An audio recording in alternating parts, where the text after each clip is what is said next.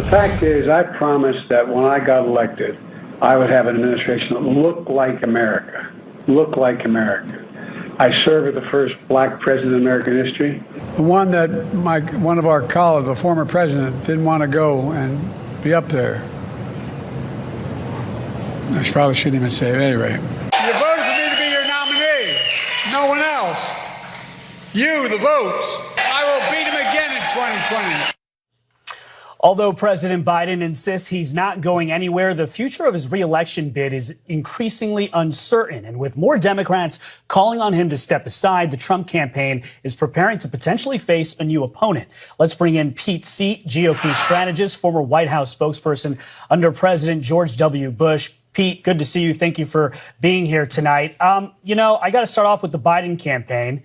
Obviously, I think this election, most people think this election has had to have change for the Biden campaign. How do you think, if you were on Team Biden tonight, I mean, what do you make of their strategy and how things are going to change moving forward?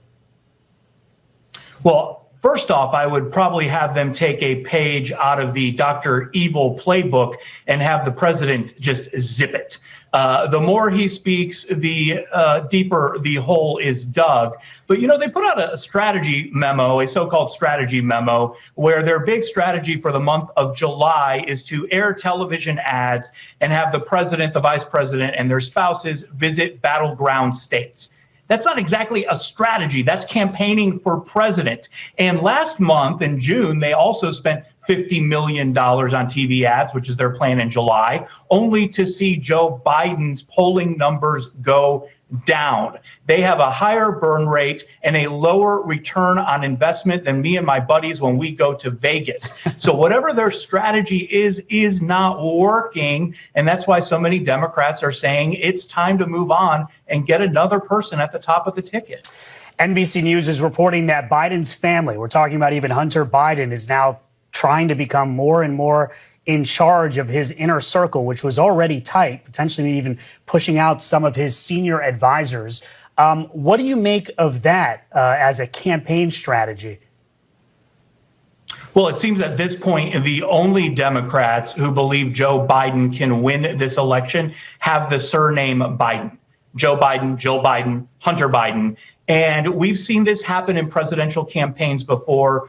Emotionally charged injection of family interests into the inner circle, it rarely ends well. Joe Biden already lives in a cocoon. He's clearly not getting the data and the polling information that shows where his campaign actually stands. And I don't think it's going to help to have members of his family who are equally deceiving themselves start to take the reins of this operation.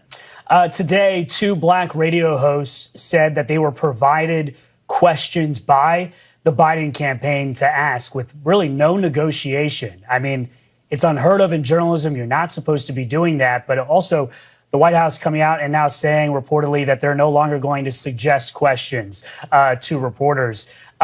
What do you make of the campaign kind of going to the two black radio hosts right after his debate and providing questions for them to ask the president?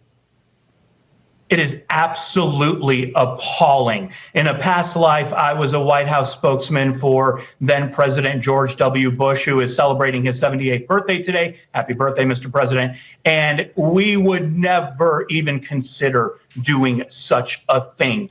To give questions in advance is unethical. And sure, you might talk about general themes when you pitch an interview. You say, hey, the president is coming to Wisconsin. He'd like to reach out to black voters through your radio show. That's about as far as it should go. If the host asks for some ideas, fine. But the idea of sharing questions with the host, and especially these local markets, they're going to kind of take that as a dictate from the White House and feel like they're being strong-armed and pressured into asking those questions. It's absolutely appalling, and it's just another failure of this White House and this campaign. Pete, what would your advice be to the Trump campaign? The former president has a rally in Doral, Florida. He's then going to Pennsylvania next week. Are you part of the camp that thinks that he should just lay low, or should he lean in to what's going on with President Biden? Right now, I think less is more. Joe Biden is not getting back on his feet.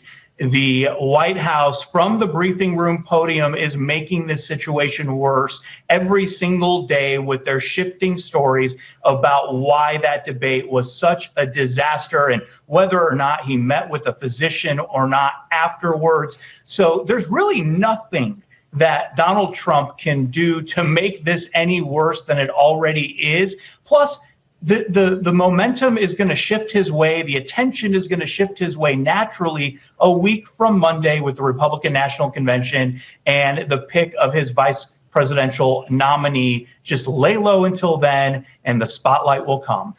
And lastly, Pete, quickly, if it's not President Biden, if you're the Trump campaign, who would you least like to go against?